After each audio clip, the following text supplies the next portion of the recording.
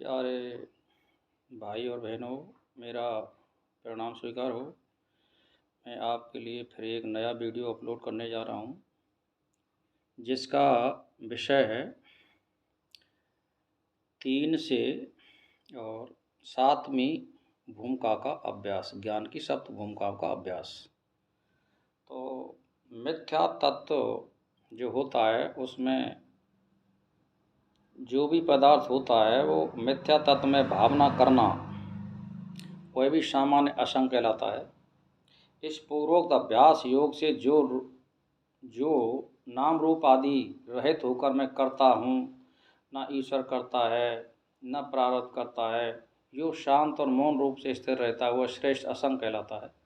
यही तीसरी भूमिका है। इसको निधिध्यासन भी कहते हैं। इसमें स्थित पुरुष परमात्मा के ध्यान में स्थित हो जाता है।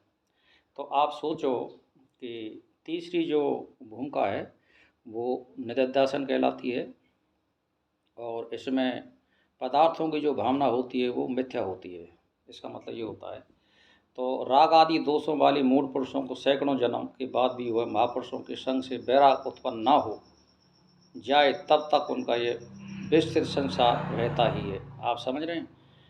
यदि जब तक आपको सत्पुरुषों का संग ना हो और जब तक वैराग उत्पन्न ना हो, आप हजारों करोड़ों जन्म लीजिए तो संसार में आप लिप्त रहोगे। तो वैराग की ज़रूरत है। वैराग उत्पन्न हो जाने पर प्रथम भूमिका का उदय होता है। समझ रहे हैं आप? यानी जब आपको वैराग होने लग गया, यानी मोह माया से अलग होना, तो समझ लेना आप प्रथम सीढ़ी पा गए हैं। तो वैराग उत्पन्न होने की प्रथम भूमिका होती है, अवश्य होता है। तदंतर उसका संसार नष्ट हो जाता है। प्रथम आदि भूमिका में पहुंचकर मरने वाले प्राणी का भूमिका के अनुसार ही पूर्व जन्म का दुष्कृत नष्ट हो जाता है। यानी वहाँ वो जो भी कुछ होता है वो सब नष्ट हो जाता है। तो वह योगी देवताओं के विमानों में और लोकपालों के नगरों में तथा सुमेरु पर्वत के वन कुंजों में अप्सराओं के साथ भ्रमण करता है। इसके बाद पूर्व जन्म के भोग समूह का नाश हो जाने पर वे योगी लोग पृथ्वी पर पवित्र गुणवान और लक्ष्मीवान सज्जनों के घर में जन्म लेते हैं। समझ रहे हैं आप मेरी बात को? कि मतलब जैसे आप मान के चलिए तीसरी भूमिका में पहुंच गए और वैराग आपको प्राप्त हो गया, तो आप स्वर्ग आदि लोकों में जाकर के बाद फिर आपको श्रीमानों के घर में जन्म देगा परमात्मा। इसका नियम ये है। तो उस क्रम से पूर्व जन्म के योग साधना संस्कार अनुसार योग का ही साधन करते हैं, वे उस क्रम के आगे की भूमिका का अभ्यास करने लगते हैं। पूर्वोक्त 3 भूमिका जागृत कही गई हैं। इस योग युक्त पुरुष में श्रेष्ठता प्राप्त होती है। चौथी भूमिका में पहुँचे योगी सच्चिदानंद ब्रह्म का अनुभव करते हैं। उनका अद्वैत अचल हो जाता है। वे समस्त संसार को सपन के समान देखते हैं। इसलिए चौथी भूमिका को सपन कहते हैं। 5वीं भूमिका में योगी केवल सत्य स्वरूप ब्रह्म बनकर रहता है। वह समस्त विकारों से मुक्त हो जाता है और अद्वैत ब्रह्म में नित्य स्थित रहता है। अंतर्मुख वृत्ति में रहता है। वह तंद्रा में स्थित और सदृश दिखाई देता है। यानी आप समझ रहे हैं, यानी आंतरिक वृत्ति अपने शरीर में रमण करता है वो। इसका मतलब ये होता है। तो शून्य होकर अभ्यास करता हुआ योगी छठी भूमिका में चला जाता है। इसके बाद फिर छठी भूमिका आ जाती है।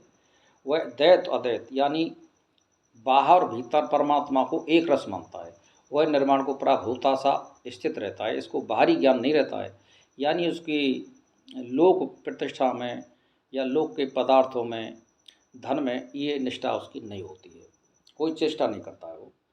तो इसके बाद छठी भूमिका में स्थित हुआ योगी 7वीं भूमिका में पहुंचता है। 7वीं योग भूमिका विधि मुक्तता कही गई है। वह शांत स्वरूप वाणी से अगम्य और सभी भूमिकाओं की सीमा है।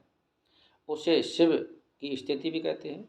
वेदांती लोग उसे ब्रह्म कहते हैं और सांख्यवादी लोग उसे प्रकृति और पुरुष का यथार्थ ज्ञान कहते हैं।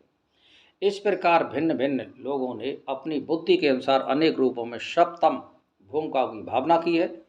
यद्यपि यह भूमिका सर्वदा उपदेश योग नहीं है, तथापि किसी तरह इसका उपदेश किया ही जाता है। इस भूमिका में से योगी को दूसरे के द्वारा चेष्टा करने पर भी संसार का ज्ञान नहीं होता है।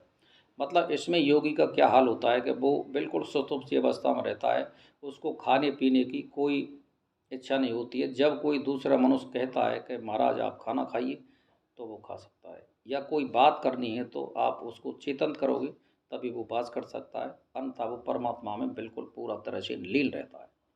ये सात की भूमिका होती है। और ये मैं आपको जो ज्ञान दे रहा हूँ महाराज, इस शास्त्रों के आधार पर है, वेदांत के आधार पर है।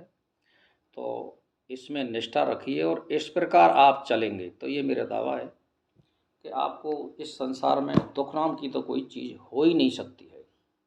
इसका अभ्यास कीजिए भाई और बहनों। मैं तो एक ही कह रहा हूँ, ज्ञान की सप्त भूमिकाओं का मतलब है ज्ञान की 7 सीढ़ी। और 7वीं सीढ़ी पर पहुँचने के बाद आप तुरीय अवस्था में पहुँच जाएंगे और परमात्मा में लीन हो जाएंगे। तो मेरा तो एक ही कहना है भाई और बहनों, आप इसका अभ्यास करिए। इसी के साथ मेरा प्रणाम स्वीकार।